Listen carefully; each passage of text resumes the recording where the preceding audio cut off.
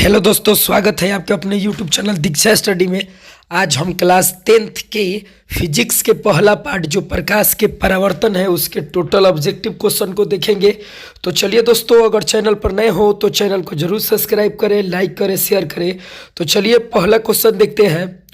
पहला क्वेश्चन है कि गोलीय दर्पण की फोकस उसकी त्रिज्या की होती है, यानी कि जो गोलीय दर्पण के फोकस होता है वो उसकी त्रिज्या के क्या होगा।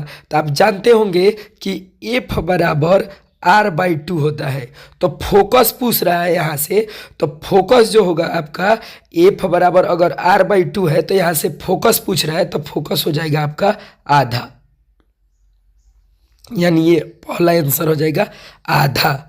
तो चलिए दोस्तों 2 नंबर क्वेश्चन देखते हैं। 2 नंबर क्वेश्चन है कि किसी वस्तु का आवर्धित काल्पनिक प्रतिबिंब बनता है। तो आपको बताना है कि अवतल दर्पण में बनता है कि उत्तल दर्पण में बनता है कि समतल दर्पण में बनता है कि दोनों प्रकार में बनता है। तो ये जो होगा आंसर, इसका जो आंसर हो जाएगा दोस्तों ऑप्शन नंबर ए हो जाएगा। ऑप्शन नंबर ये हो जाएगा अवतल दर्पण। चलिए अगला क्वेश्चन देखते हैं। 3 नंबर क्वेश्चन है कि प्रकाश की एक किरण किसी समतल दर्पण पर 60 डिग्री के कोण बनाते हुए टकराती है तो उसका परावर्तन कोण क्या होगा। परावर्तन कोण क्या होगा, तो आप जानते होंगे कि कोण आई बराबर कोण आर।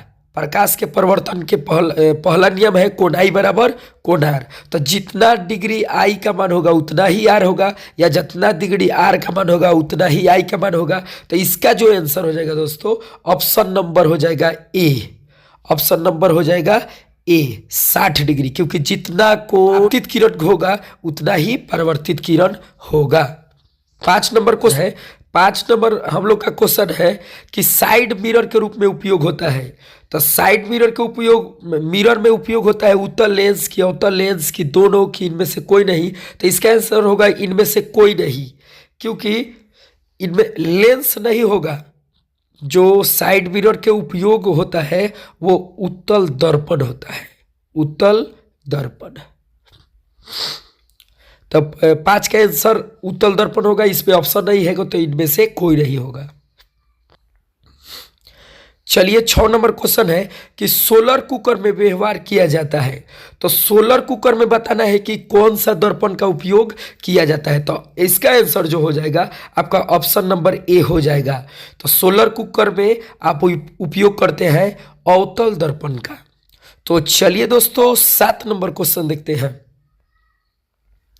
7 नंबर क्वेश्चन है कि गोलीय दर्पण में दूरियों को सदा किसके सापेक्ष मापते हैं। तो गोलीय दर्पण में जो दूरी होता है हम लोग उसको ध्रुव के सापेक्ष नापते हैं, यानी ध्रुव के सापेक्ष हो जाएगा आंसर ऑप्शन नंबर ए। तो चलिए दोस्तों 8 नंबर क्वेश्चन देखते हैं। 8 नंबर क्वेश्चन है अनंत पर स्थित किसी बिंब का प्रतिबिंब अवतल दर्पण के फोकस पर बनता है तो उसका आवर्धन क्या होगा। तो इसका जो आंसर है दोस्तों आवर्धन 0 हो जाएगा। यहाँ पर आवर्धन 0, ऑप्शन नंबर हो जाएगा ए, एम बराबर 0, क्योंकि आवर्धन को एम से सूचित करते हैं। चलिए दोस्तों 9 नंबर क्वेश्चन देखते हैं। 9 नंबर क्वेश्चन है कि सर्च लाइट का परावर्तक सतह होता है। जो आपका सर्च लाइट होता है उसका परावर्तक सतह क्या होता है। तो इसका आंसर हो जाएगा ऑप्शन नंबर बी, अवतल। सर्च लाइट में अवतल का उपयोग होता है दर्पण का। चलिए दोस्तों अगला देखते हैं। अगला क्वेश्चन है आपका 10 नंबर, किस दर्पण में केवल आभासी प्रतिबिंब बनेगा। यानी कि कौन ऐसा दर्पण में है जिसमें केवल आभासी प्रतिबिंब बनता है। तो वो 2 दर्पण है जो आप देख रहे हैं स्क्रीन पर। इसका आंसर जो हो जाएगा दोस्तों आंसर हो जाएगा ऑप्शन नंबर डी, समतल तथा उत्तल, ये दोनों में बनेगा। चलिए अगला देखते हैं। अगला क्वेश्चन देखते हैं। 11 नंबर क्वेश्चन है कि समतल दर्पण में प्रतिबिंब की प्रकृति क्या होती है। तो जो समतल दर्पण होता है उसमें प्रतिबिंब के प्रकृति जो होता है दोस्तों वो हो जाता है आभासी तथा बराबर। जो भी प्रतिबिंब बनेगा वो आभासी बनेगा और बराबर बनेगा। ऑप्शन नंबर डी, आभासी तथा बराबर। चलिए अगला देखते हैं 12 नंबर क्वेश्चन। 12 नंबर क्वेश्चन है कि प्रकाश के परिवर्तन के कितने नियम होते हैं। तो प्रकाश के परिवर्तन के जो नियम होते हैं 2 होते हैं। ऑप्शन नंबर बी, 2 होते हैं। चलिए 13 नंबर क्वेश्चन देखते हैं कि गोलीय दर्पण में फोकासांतर एवं वक्रता त्रिज्या के बीच संबंध बताना है। तो आप जानते होंगे कि गोलीय दर्पण में उत्तल एक होगा, एक अवतल होगा, तो दोनों में जो संबंध होगा F बराबर R/2 का संबंध होगा। ऑप्शन नंबर इसका हो जाएगा सी, F बराबर R/2 या R बराबर 2F भी हो जाएगा, R बराबर 2F भी हो जाएगा। चलिए अगला देखते हैं 14 नंबर क्वेश्चन देखते हैं। 14 नंबर क्वेश्चन है, 14 नंबर क्वेश्चन हम लोगों का है जो क्वेश्चन है 14 नंबर की परिवर्तन के नियम से निर्धारित होता है। तो आंसर इसका हो जाएगा ऑप्शन नंबर ए, परिवर्तन के नियम निर्धारित करता है आपतन कोण बराबर परिवर्तन कोण। चलिए 15 नंबर क्वेश्चन देखते हैं। 15 नंबर क्वेश्चन है हवा, यानी हवा को आप निर्वात भी बोल सकते हैं या शून्य भी बोल सकते हैं। यानी हवा में प्रकाश के चाल होती है। तो हवा में जो प्रकाश के चाल होता है दोस्तों वो आंसर हो जाएगा 3 × 10⁸ मीटर पर सेकेंड। ऑप्शन नंबर ए हो जाएगा, ऑप्शन नंबर ए हो जाएगा। तो 16 नंबर क्वेश्चन देखते हैं। 16 नंबर क्वेश्चन है कि गोलीय दर्पण के परावर्तक पृष्ठ की वृत्ताकार सीमा रेखा व्यास का क्या कहलाती है। तो इसका आंसर हो जाएगा ऑप्शन नंबर बी, वक्रता त्रिज्या कहलाती है। वो क्या कहलाती है, वक्रता त्रिज्या। चलिए दोस्तों 17 नंबर क्वेश्चन देखते हैं। 17 नंबर क्वेश्चन है कि दंत विशेषज्ञ किस दर्पण का उपयोग मरीज के दांतों का बड़ा प्रतिबिंब के लिए करता है। तो आंसर हो जाएगा अवतल दर्पण। अवतल दर्पण ही है दर्पण जिसमें बड़ा प्रतिबिंब की प्राप्ति होती है, अवतल दर्पण। 17 का आंसर बी, अवतल दर्पण। चलिए दोस्तों अगला क्वेश्चन देखते हैं 18 नंबर क्वेश्चन। 18 नंबर क्वेश्चन है यदि किसी बिंब का प्रतिबिंब का आवर्धन ऋणात्मक है तो उस प्रतिबिंब की प्रकृति क्या हो सकती है। यानी आपको बताना है कि आवर्धन अगर माइनस में रहता है यानी ऋणात्मक रहता है तो उसका प्रतिबिंब की स्थिति या प्रकृति क्या हो सकती है। तो वो होगा वास्तविक और उल्टा। m के मान माइनस में होगा तो आप याद रखें वास्तविक होगा और उल्टा होगा। ऑप्शन नंबर ए, 18 के आंसर ऑप्शन नंबर ए। चलिए दोस्तों अगला देखते हैं 19 नंबर क्वेश्चन। आप ध्यान से इस पार्ट को अच्छा से पढ़ें क्योंकि प्रकाश के परावर्तन के सभी क्वेश्चन को इंपॉर्टेंट को इसमें नोट किया गया है दोस्तों। तो चलिए दोस्तों 19 नंबर क्वेश्चन देखते हैं। 19 नंबर क्वेश्चन है कि निम्नलिखित में 19 नंबर क्वेश्चन है निम्नलिखित में कौन सा उत्तल दर्पण की फोकस दूरी है जिसकी वक्रता त्रिज्या 32 cm है। आप जानते होंगे दोस्तों एक फॉर्मूला अभी बताए थे कि F बराबर R/2। अगर मान लीजिए कि इसमें त्रिज्या दिया है 32 तो 2 से भाग करेंगे तो 16 होगा, 2 से भाग करेंगे तो 16 होगा। ये तो चेक करेंगे हम लोग कि ये जो 16 है आपका, ये जो 16 है तो ये प्लस में आ रहा है। जैसे ये पूछा है कि उत्तल में पूछा है तो हमको पता होना चाहिए कि उत्तल का वक्रता त्रिज्या प्लस होता है। तो देखेंगे कि प्लस का है तो ऑप्शन सी हो जाएगा इसका आंसर 19 की, ऑप्शन सी हो जाएगा। चलिए दोस्तों तो 21 नंबर क्वेश्चन देखते हैं। 21 नंबर क्वेश्चन है कि निम्न में से किस दर्पण की फोकस दूरी धनात्मक होती है।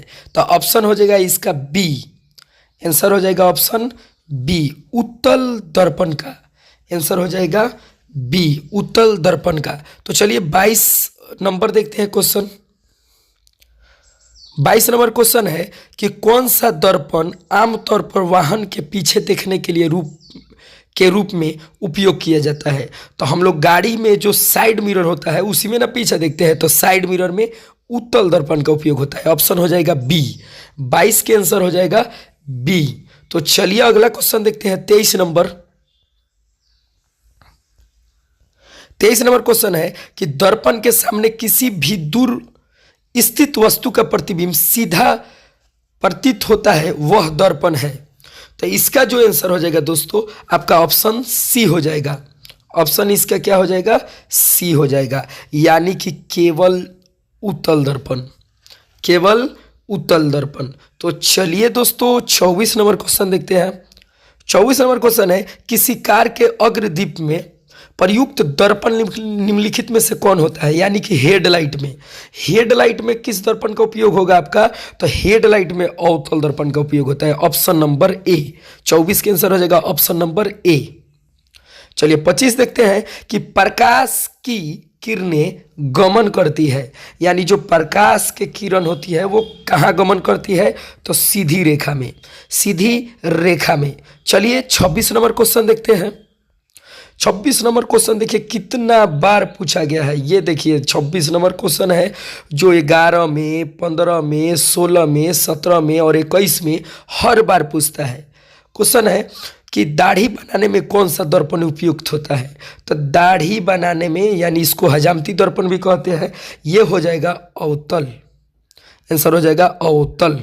तो चलिए 27 नंबर देखते हैं। 27 नंबर क्वेश्चन है कि समतल दर्पण की फोकस दूरी क्या होती है? तो समतल दर्पण की वक्रता, त्रिज्या या फोकस दूरी अनंत होती है। ऑप्शन नंबर ए, अनंत होती है। तो चलिए दोस्तों अगला क्वेश्चन देखते हैं 28 नंबर।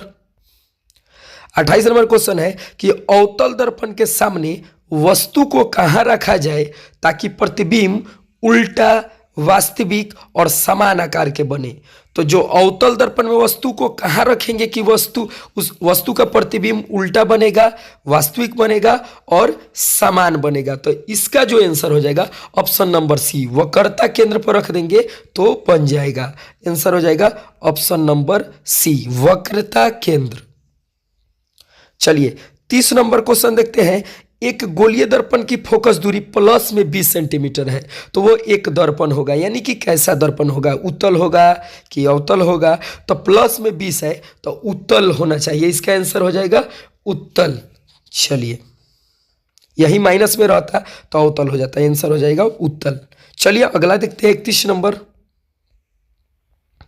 31 नंबर क्वेश्चन है कि अवतल दर्पण की फोकस दूरी क्या होती है? तो जो अवतल दर्पण होता है हमारा, उसका फोकस दूरी ऋणात्मक होती है, क्योंकि अवतल दर्पण में सब ऋणात्मक होगा। तो चलिए अगला देखते हैं 32 नंबर क्वेश्चन। 32 नंबर क्वेश्चन है कि किसी अवतल दर्पण की फोकस दूरी f और वक्रता त्रिज्या r हो तो उसमें कैसा संबंध सही होगा? तो आप देख लीजिए, इसका संबंध दूगो होता है। दूगो संबंध हम बताए हैं कि f बराबर r/2 या r बराबर 2f। तो जो मैच करेगा वही आंसर हो जाएगा। तो r बराबर 2f होगा ऑप्शन नंबर बी, r बराबर 2f, क्योंकि f बराबर r/2 इसमें नहीं है। चलिए लास्ट क्वेश्चन है दोस्तों कि दर्पण सूत्र क्या होता है? तो दर्पण जो सूत्र होता है वो होता है जैसे दर्पण सूत्र में और दर्पण लेंस में अंतर यही है, जैसे कि ये हो जाएगा ऑप्शन नंबर आपका डी, ऑप्शन नंबर डी, क्योंकि दर्पण सूत्र है तो बीच में केवल 1/v + 1/u बराबर 1/f होता है। और लेंस रहता तो केवल इसके बीच में क्या हो जाता है, यहाँ पर माइनस हो जाता लेंस रहता तो। लेकिन दर्पण है तो 1/v + 1/u बराबर 1/f होगा, जहाँ आप जानते होंगे कि f फोकस है, u वस्तु दूरी है और v प्रतिबिंब दूरी है। तो चलिए दोस्तों इसी के साथ पार्ट 1 के प्रकाश के परिवर्तन पार्ट के जितने भी ऑब्जेक्टिव इंपॉर्टेंट थे सब बता दिया गया। अगर वीडियो अच्छा लगता है तो चैनल को जरूर सब्सक्राइब करें, लाइक करें, शेयर करें। जय हिंद।